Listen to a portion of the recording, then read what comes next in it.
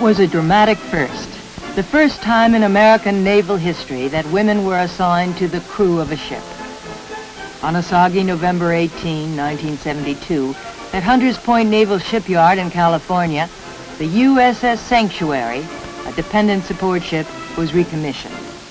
The Navy's first woman admiral, Aileen Dirk, gave the commissioning address. The Sanctuary is being recommissioned as a new and unusual type of ship with a new mission to assist the Navy's effort to improve morale and flexibility by home porting combatant ships overseas. This ship will provide medical and resale services to deployed dependents wherever the fleet may be assigned. In addition to this forward step, the Sanctuary has also been selected, as you know, as the ship to participate in the pilot program, which will evaluate the utilization of women for shipboard duty. It will be home for about 80 women, half in the crew and half at the hospital. With these innovations, you can see that the Sanctuary is truly unique in many respects.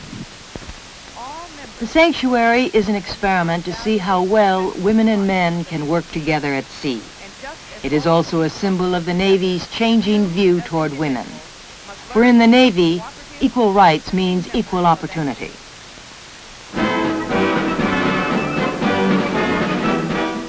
However, women in the Navy are not new. Dating back to World War I, Navy women have had a long history of proud service. Back in those days, they were known as yeomanettes, and they provided much valuable assistance in the war effort. Joy Hancock, whose Navy career would span 4 decades, was one of those who volunteered.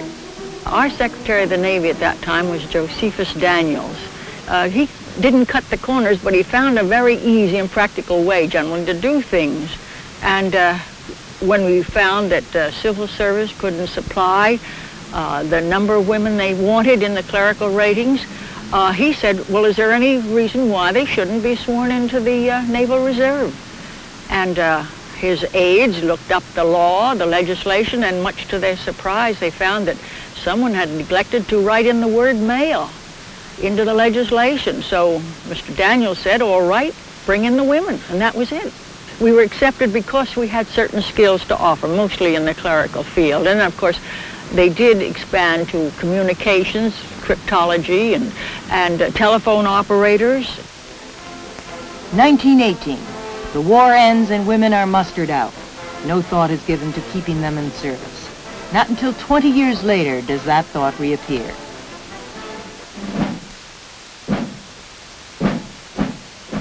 (1938).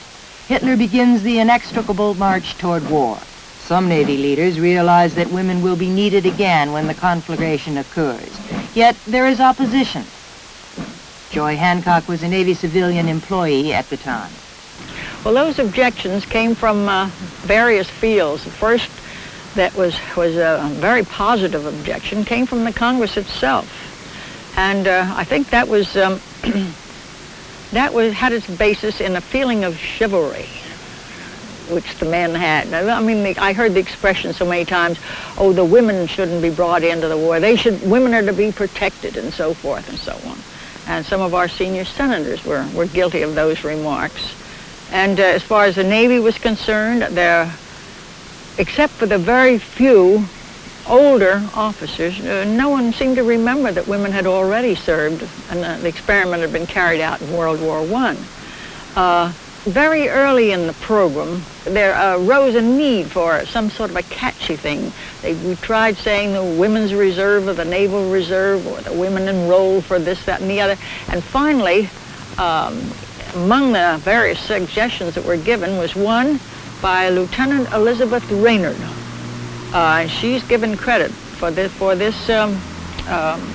slogan or acronym because it smacked of the Navy in itself, WAVES, and she based that on the women accepted for volunteer emergency service. And that proved to be a very catchy one for public relations purposes and also in recruiting. Calling all women, calling all women. Join the WAVES. In Seattle, Washington, newly trained WAVES, Navy auxiliaries, take over the Seattle Air Station. We're proud of our first assignment, and we're taking turns in manning the control tower. We're only a few of the 5,000 waves already signed up, but the Navy says we're doing such a good job that they want 30,000 more. Already we've learned how to help instruct pilots with the Link trainer. Some of us carry last-minute sealed orders to the pilots. So come on, girls, and join the wave. And come they did, from all walks of life and all parts of the country.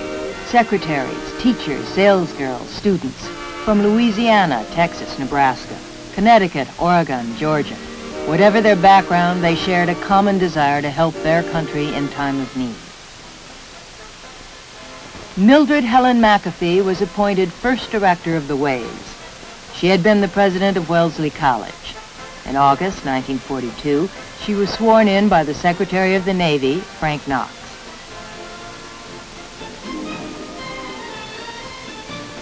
Practically overnight, 2 major training centers were established for women. One for officers at Smith College in Northampton, Massachusetts.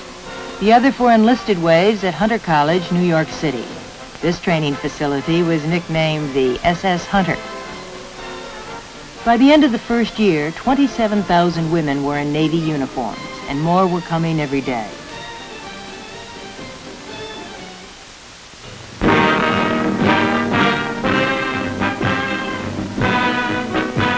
The first birthday for America's Waves, and a very healthy 1-year-old. All across the nation, the women sailors celebrate the anniversary. When the candle goes out, the Wave's second year begins. 1 year old and already 30,000 officers and enlisted women. In Philadelphia, they had a 10-foot, 500-pound battleship cake to celebrate with. Helping cut it is Lieutenant Frances Rich, daughter of Irene. And Ensign Moore, whose birthday is the same day, eats the first piece. Commandant of the Waves, Lieutenant Commander McAfee, speaks for the Navy to the women of America.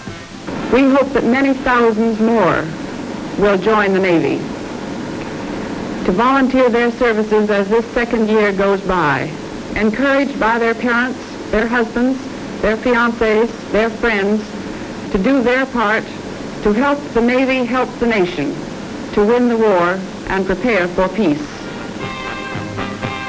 And the mighty fleet of the United States Navy sails on, proud and staunch in victory in the war against freedom's oppressors. A bigger and better fleet because of America's women marching on as waves. The work women did released men for service with the fleet. They performed jobs ranging from storekeeper to hospital corpsman, from project engineers to linguists, from communications technicians to aviation specialists. They worked diligently and they worked effectively. They did so well, in fact, that they won the praise of even those officers who had initially opposed their entry into the service. Said one of them, Fleet Admiral Chester Nimitz, "Not only are women equally efficient in many of the duties previously performed by men, but in certain types of work, they prove to be more efficient and psychologically better fitted."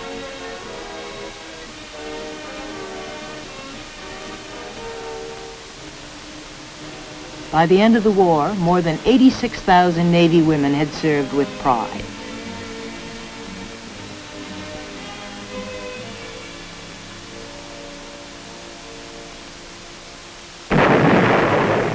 (1950).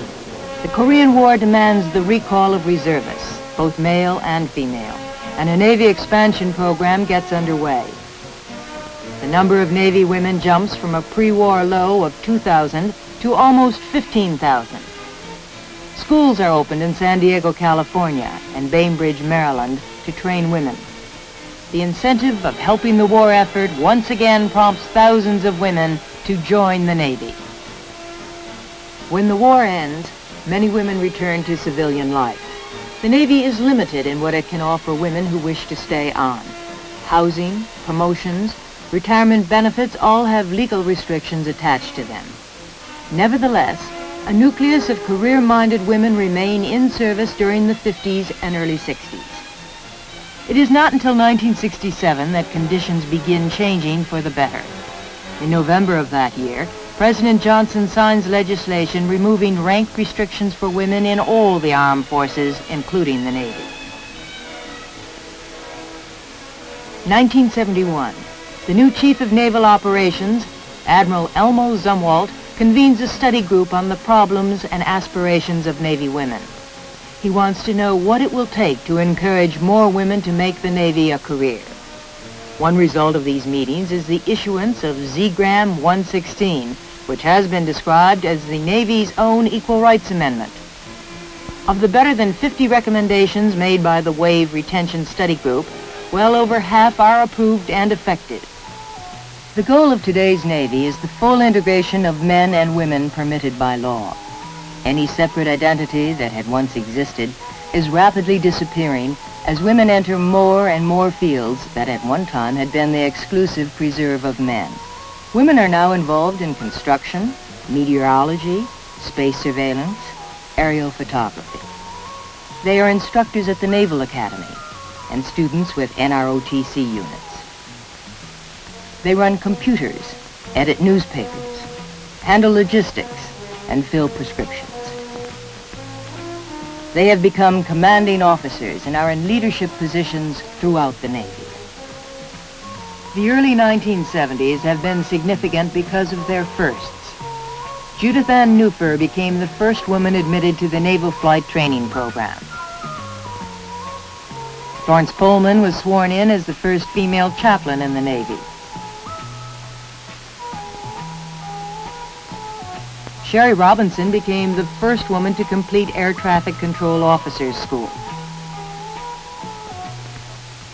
Aileen Derrick was named the Navy's first woman admiral.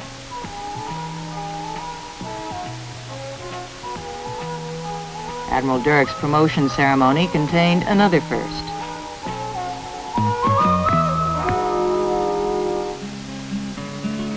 And for the first time, women were assigned with men to the crew of a ship. We're going to start out with the test on the Sanctuary, which is, as you know, a hospital ship being refurbished to be able to serve a broader mission of dependent support. This particular ship is well configured from the standpoint of facilities to do that. My view is that if there are women who want to go to sea and undergo the hardships of going to sea and to serve their country in that capacity, then we can find a way to make it possible for them to do so. We would start out, I think, on the larger ships where the facilities problems are easier to handle, carriers and so forth, and the last ships to which they would be assigned, if ever, would be submarines. It's a pilot study. The commanding officer of this ship is very enthusiastic about these people. And this sort of thing, I hope, will gain a lot of publicity. And I hope that, sure, he knows he's going to have problems. There are going to be some problems, just like there would be in a general society. You're going to have a few problems. But overall, he's very confident that this is going to be a most successful and a very happy crew. I think that the crew in this ship would like it to work. I have a feeling that they're very positive about it. I also have the feeling that they think it's a good idea and that it has a lot of merit. They're going to be surrounded by men all the time. There's going to be like 60 women and 300 or 400 men. You have to know how to get along with them. I think that is one of the main problems, where there's just so many guys around and they're looking at you to see if you can do the job. There's quite a few that don't like it, and there's quite a few that do, and quite a few, might as well let it, try it out. More or less. People more or less like me, they want to see, see if it works out or not. I don't know, you can't tell a woman to work the way you can tell a man to. Because actually they can't work as hard as a man. I've got 2 or 3 in my division that so far have outworked any man that I have in my division. As long as you do what you're told and do it right, I can't see why they should complain. I'm proud to be in the Navy, and I don't care who's working beside me, a woman or a man. Just as long as the job gets done and everybody knows what they're doing, that's fantastic. Women in today's Navy perform many valuable and necessary functions. There is no area of Navy life they cannot participate in if qualified. And they are qualified. Women in today's Navy come into the service better educated than ever before. and they adjust to Navy life more easily as a result. For enlisted women, indoctrination takes place at the Recruit Training Command, Orlando, Florida. Boot camp. It's 8 weeks of hard work, classes, physical education, and of course that one staple of a good military education, drilling.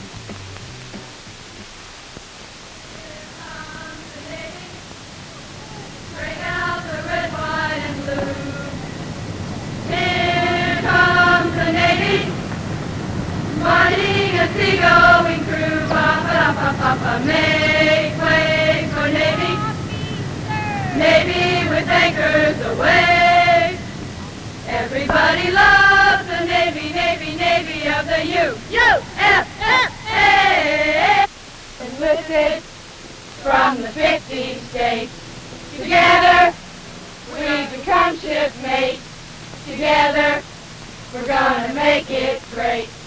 And we'll keep trucking, left, right, left. 3072, 3072, 3072.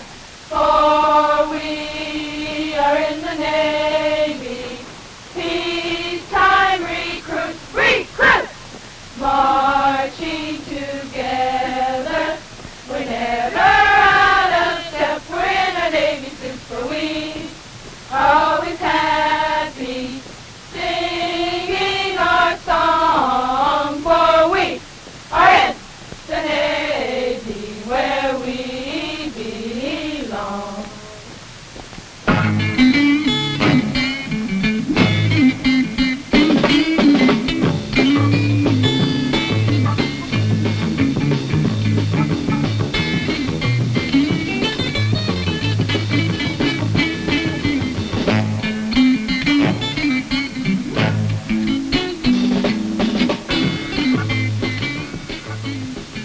The hours are long. Reveille sounds at 5 a.m., taps well past 9 p.m., and the training is hard. There are no two ways about it. Why do they do it? Well, strangely enough, women's liberation has little appeal to these young ladies. Most Navy women feel liberated before they join. If anything, what they seek is the structuring Navy discipline gives to their lives.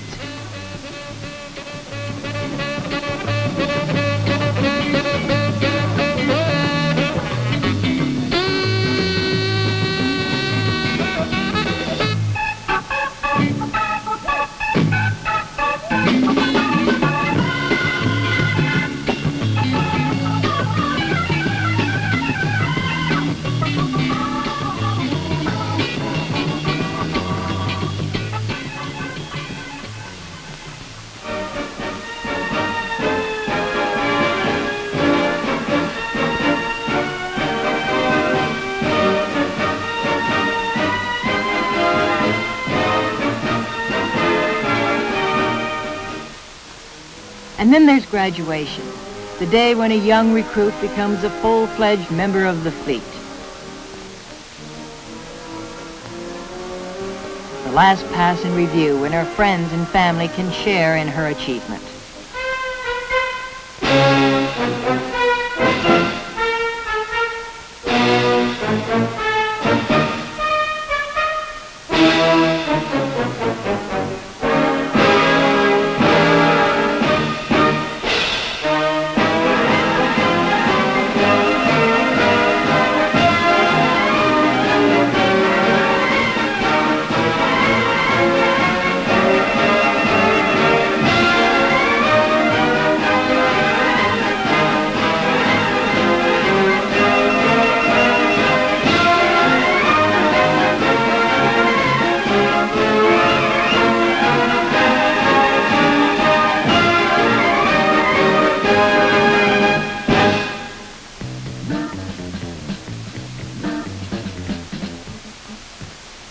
From Orlando, most will go on to further schooling and then the first duty station. Wherever assigned, they are secure in the knowledge that the jobs they do are an important, integral part of the Navy. They are needed.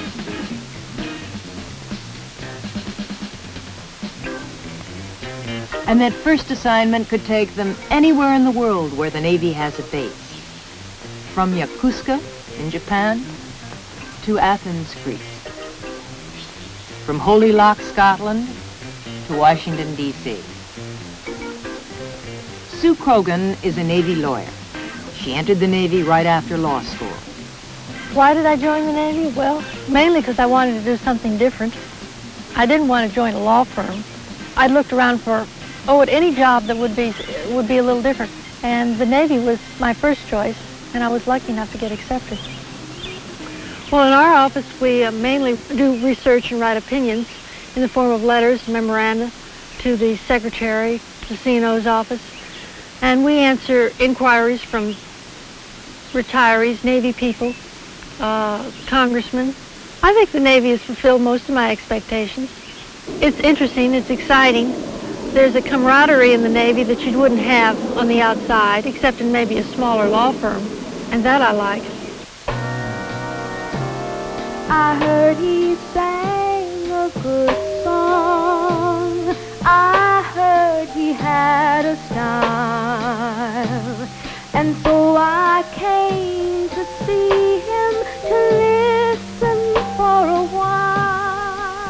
Evangeline Bailey is assigned to the U.S. Navy Band. She is the first female musician in Navy history. In college, I was a voice major and a piano minor.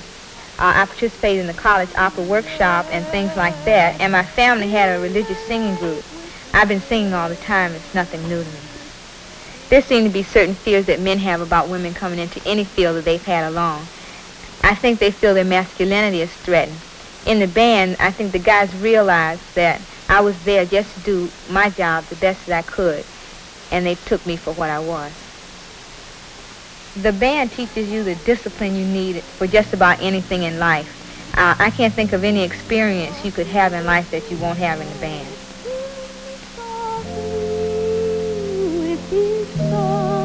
Telling my whole life with his words killing me softly. Diane Colgan is a plastic surgeon at the Bethesda Naval Hospital. She joined because she liked what the Navy had to offer. She felt the Navy would give her some good practical experience. Well, I do a fair amount of reconstructive surgery, probably an equal amount of cosmetic surgery, some facial fractures, a lot of congenital anomalies. We're still working on some of the Vietnam casualties, and this is, of course, a long-term procedure as far as they're concerned. Many of them have been here for a year, in and out of the hospital, in between the times of their reconstructive procedures. I think that the people here are something that I don't think you'll find anyplace else. They're grand to work with, and the 5 years that I've been here have been most enjoyable.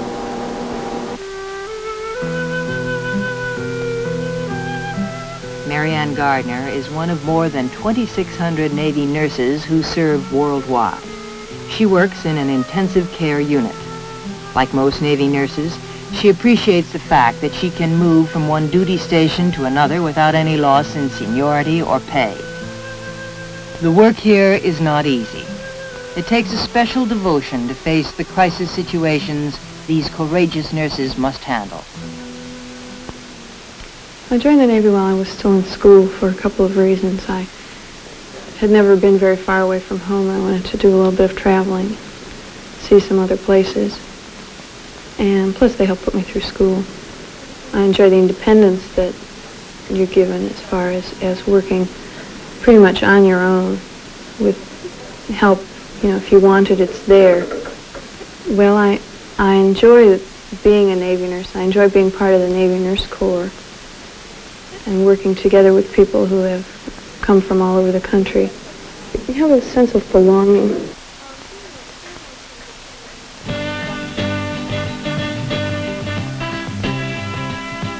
Without doubt, the Navy's most ambitious plans for women have been in the flight training program. 6 young women have been selected to pave the way for future women in naval aviation. They are expected to perform the same as men. They go through the same classes, same drills, same exercises, and they fly the same planes. On May 10, 1973, Lieutenant Judith Ann Newfer became the first woman to solo in a Navy aircraft when she took off in a T-34 from the Naval Air Station, Sofley Field, Florida.